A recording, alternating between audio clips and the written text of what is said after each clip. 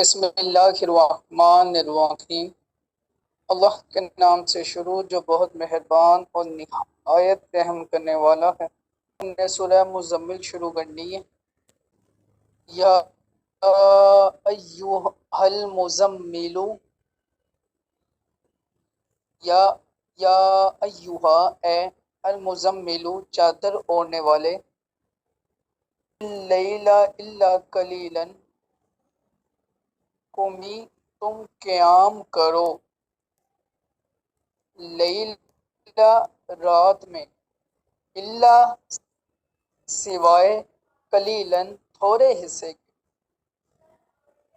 نصفہ اس رات کا آدھا حصہ، یعنی کہ نصف رات میں، آدھی رات میں، اب ان کس او یا ان کس کم کر لو، من ہو اس سے، قلیلاً کچھ، او زد یا اضافہ کر لو، او یا زد زیادہ کر لو، اضافہ کر لو، علیہ اس پر، اور رتل القرآن، رتلی ٹھہر کر پڑھو، القرآن قرآن کو، ترتیلاً ٹھہر کر پڑھ، اے چادر اوڑھنے والے رات کے تھوڑے سے حصے کے سوا قیام کرو، آدھی رات کرو یا اس سے کچھ کم کر لو یا اس پر کچھ اضافہ کر لو، اور قرآن خوب ٹھہر کر پڑھو۔ اب ان 4 آیات کی تفسیر دیکھتے ہیں۔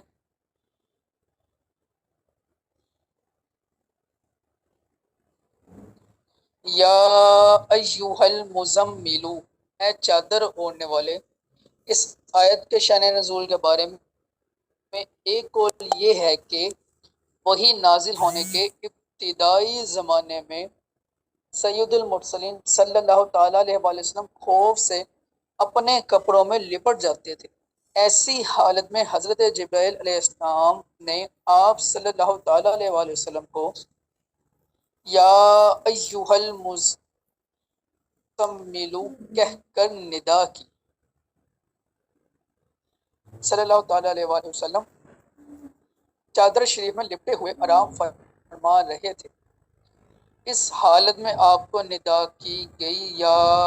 ایوہ المزمل۔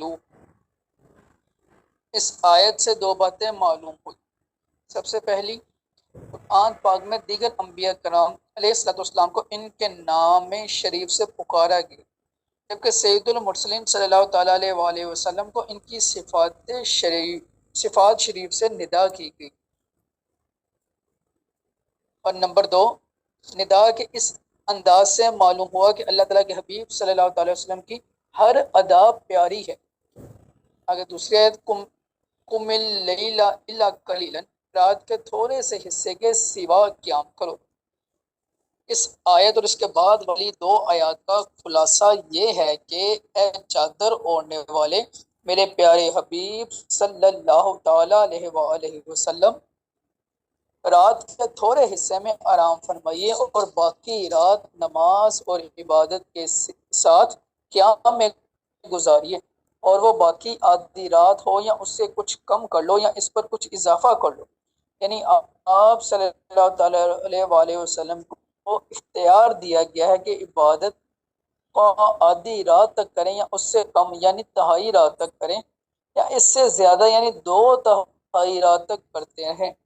نبی کریم صلی اللہ تعالیٰ علیہ وسلم اور آپ کے صحابہ کرام رضی اللہ تعالیٰ عنہ اس مقدار کے مطابق رات کو قیام فرماتے، اور ان میں سے جو حضرات بات نہیں جانتے تھے کہ تہائی رات یا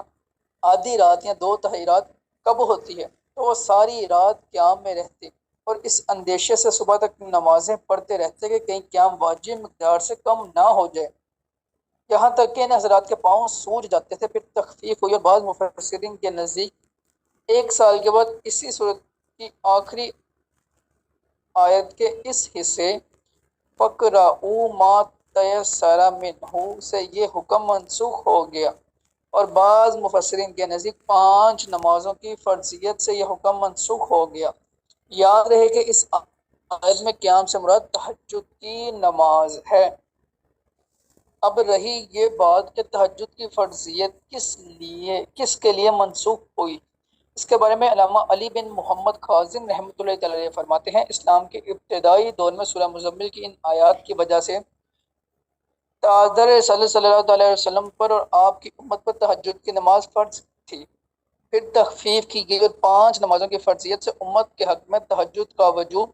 منسوخ ہو گیا اور ان کے لیے تہجد کی نماز ادا کرنا مستحب ہو گیا، جبکہ رسول کریم صلی اللہ علیہ وسلم کے لیے اس کا وجوب باقی رہا۔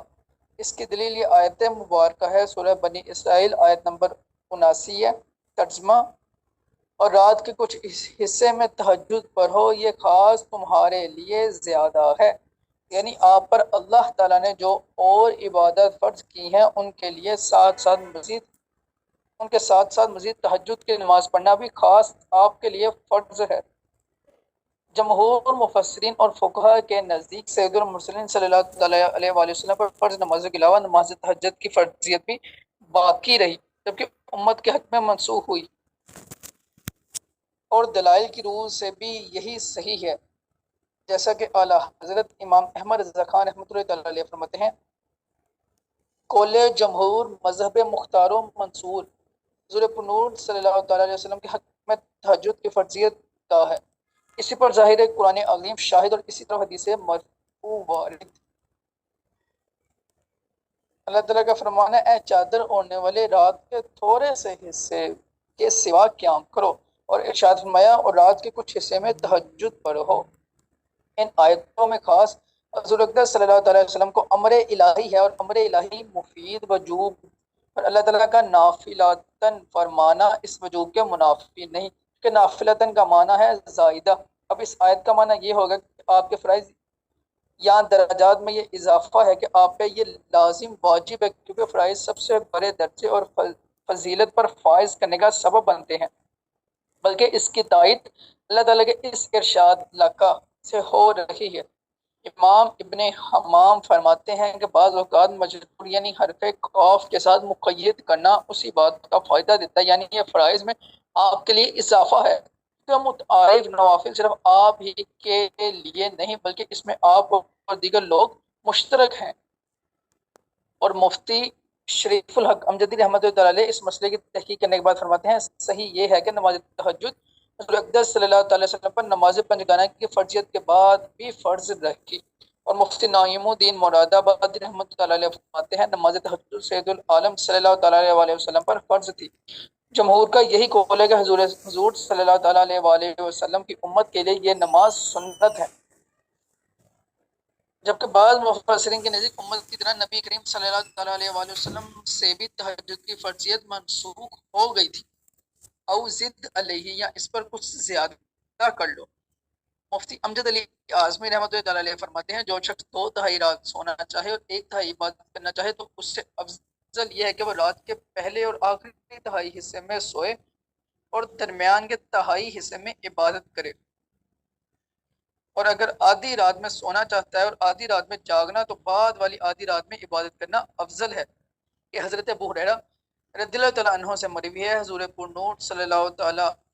علیہ وآلہ وسلم نے ارشاد فرمایا کہ رب عز و جل ہر رات میں جب پچھلی تہائی باقی رہتی ہے، آسمان دنیا پر خاص تجلی فرماتا ہے اور فرماتا ہے، کوئی دعا کرنے والا کہ اس کی دعا قبول کروں، ہے کوئی مانگنے والا کہ اسے دوں، ہے کوئی مغفرت چاہنے والا کہ اس کی بخشش کر دوں۔ اور سب سے بڑھ کر داؤد علیہ السلام کے طریقے کے مطابق نماز ادا کرنا ہے، جیسا کہ عبداللہ بن عمر رضی اللہ عنہما سے روایت ہے، حضور صلی اللہ تعالیٰ علیہ وسلم نے ارشاد فرمایا، سب نمازوں میں اللہ عز و جل زیادہ محبوب نماز داؤد ہے کہ وہ آدھی رات سوتے اور تہائی رات عبادت کرتے، پھر چھٹے حصے میں سوتے تھے۔ ورتل قرآن ترتیلا، اور قرآن کو خوب ٹھہر ٹھہر کر پڑھو۔ اس کا معنی یہ ہے کہ اطمینان کے ساتھ اس طرح قرآن پڑھو کہ حروف جدا جدا رہیں،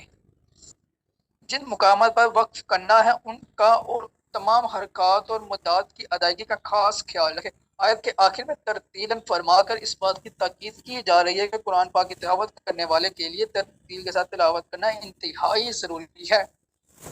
عبداللہ بن عمر رضی اللہ عنہما سے روایت ہے، نبی اکرم صلی اللہ علیہ وآلہ وسلم نے ارشاد فرمایا، قیامت کے دن قرآن پڑھنے والے سے کہا جائے کہ پڑھتا جا اور ترقی کی منازل طے کرتا جا، اور اس طرح ٹھہر کر پر جس طرح دنیا میں ٹھہر کر پڑھتا تھا، جہاں تو آخری آیت پڑھے گا اسی کے پاس تیری منزل ہے۔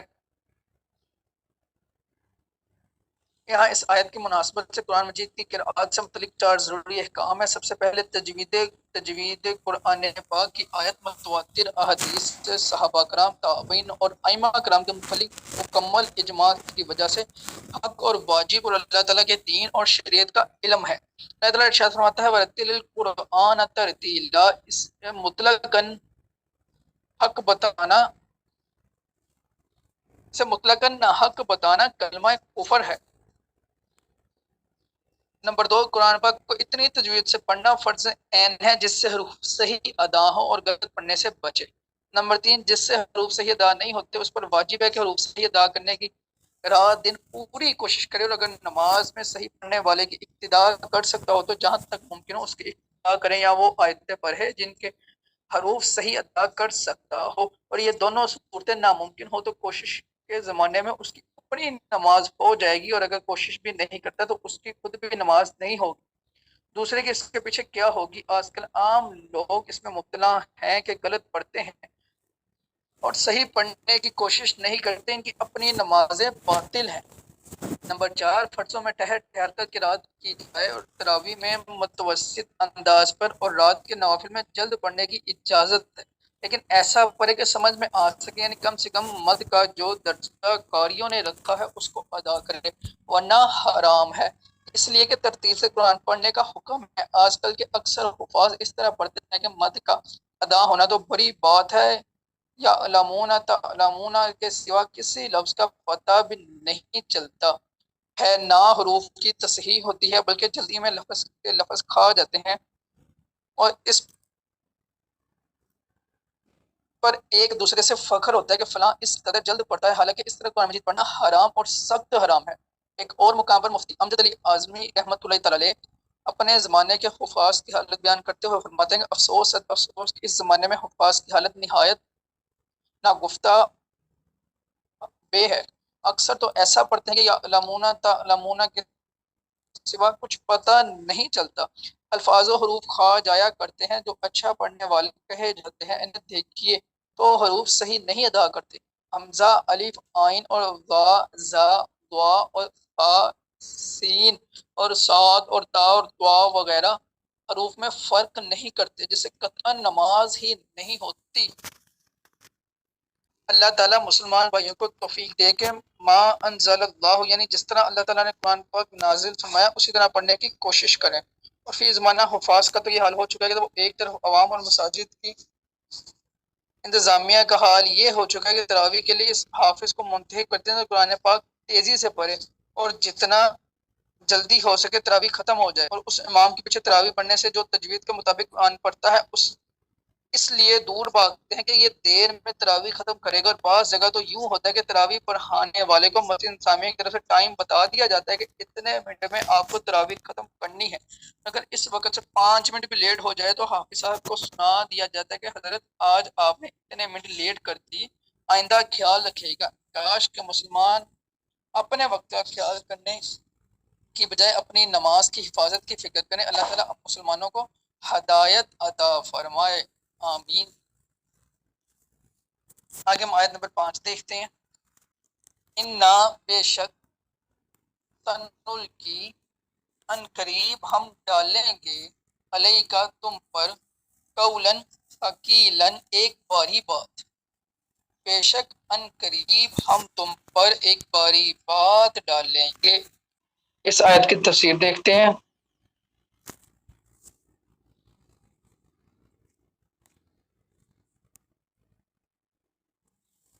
انا سنلقی علیک قولا ثقیلا، بے شک ان قریب ہم تم پر ایک باری بات ڈالیں گے۔ اس آیت کی ایک تفسیر ہے کہ حبیب صلی اللہ تعالی علیہ وسلم ہم ان قریب آپ پر ایک انتہائی عظمت، جلالت اور قدر والا کلام نازل فرمائیں گے، اور اس کی عظمت اور جلالت کی وجہ یہ کہ رب العالمین کا کلام ہے، لہٰذا آپ خود کو وہ عظیم بات قبول کرنے کے لیے تیار رکھیں۔ دوسری تفسیر یہ ہے کہ حبیب صلی اللہ تعالیٰ علیہ وسلم عنقریب ہم آپ پر قرآن نازل فرمائیں گے جس میں احکامات اور ممنوعات ہیں جو سخت تکلیف دہ اور شرعی احکام کے پابند عام لوگوں پر باری پڑیں گے۔ تیسری تفسیر یہ ہے کہ حبیب صلی اللہ تعالیٰ علیہ وآلہ وسلم عنقریب ہم آپ پر ایسا کلام نازل فرمائیں گے جس کا نازل ہونا بہت باری ہے۔ قرآن پاک کے نزول کے بارے میں ایک اور مقام پر ارشاد فرمایا سورہ حشر آیت نمبر 61 ترجمہ دیکھتے ہیں، اگر ہم یہ قرآن کسی پہاڑ پر اتارتے تو ضرور تم اسے جھکا ہوا اللہ کے خوف سے پاش پاش دیکھتے، اور ہم یہ مثالیں لوگوں کے یہ بیان فرماتے ہیں تاکہ وہ سوچیں۔ اور حضرت زید بن ثابت رضی اللہ عنہ فرماتے ہیں اللہ تعالیٰ نے اپنے حبیب صلی اللہ تعالیٰ علیہ وآلہ وسلم پر وحی نازل کی، اور اس وقت آپ کی ران میری ران پر تھی، مجھے اپنے اوپر اتنا بوجھ محسوس ہو گیا جس سے مجھے ڈر لگ گیا کہ کہیں میری ران ٹوٹ ہی نہ جائے۔ یہاں تک کہ آج کی ہماری سورہ مزمل کی 5 آیات اور ترجمہ تفسیر